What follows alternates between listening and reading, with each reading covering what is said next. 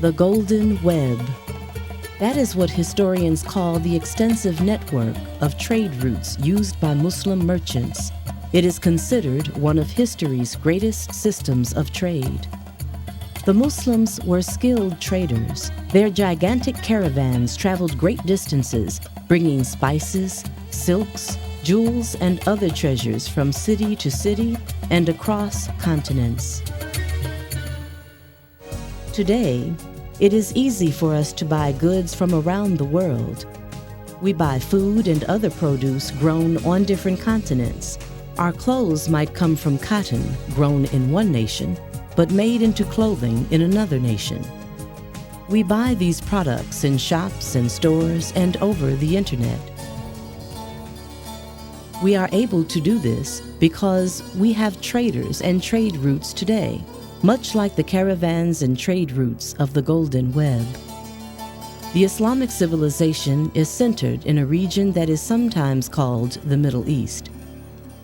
The trade routes of the Golden Web spread into distant places, to Eastern Europe, along the Mediterranean to Italy and the south of France, into Spain, across North Africa, and as far as the fringes of Central Asia. The Golden Web linked major cities such as Constantinople, Damascus, Baghdad, and Mecca, the religious center of Islam.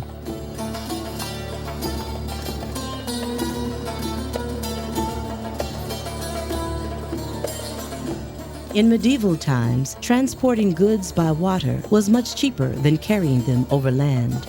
So bulky goods such as grain and foodstuffs were shipped by water in boats such as dhows, which traveled along the eastern African coast and north into the Indian Ocean. Going overland, the trade caravans carried high-value luxury goods such as silks, precious gems and spices, goods expensive enough to make it worth transporting them great distances. The caravan routes were the highways and superhighways of the medieval Islamic world. The caravans that traveled along these roads were often enormous, with hundreds and even thousands of merchants plus their pack animals, camels, donkeys, or horses, all traveling together. Moving as a group in a caravan was safer for the traders because it offered protection from robbers. The caravan would stop for rest and water at caravanseries or way stations, set up along the trade route in places where there was water and shelter.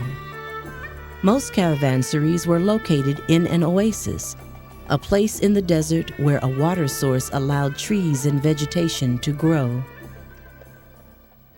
As trade in general expanded among people from different countries speaking different languages, what began as simple barter of goods became more complex.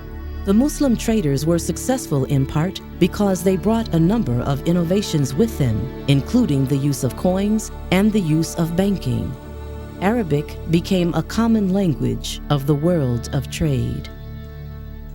Medieval Muslim merchants pioneered the use of letters of payment or letters of credit, which are the equivalent of checks or credit cards today.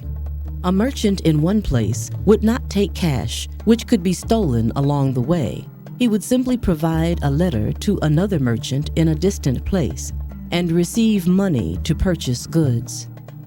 Islamic merchants also helped advance trade with business partnerships, record keeping, and institutions like our banks today. As the Islamic Empire grew through trade, the religion of Islam was carried along the trade routes by Arab merchants.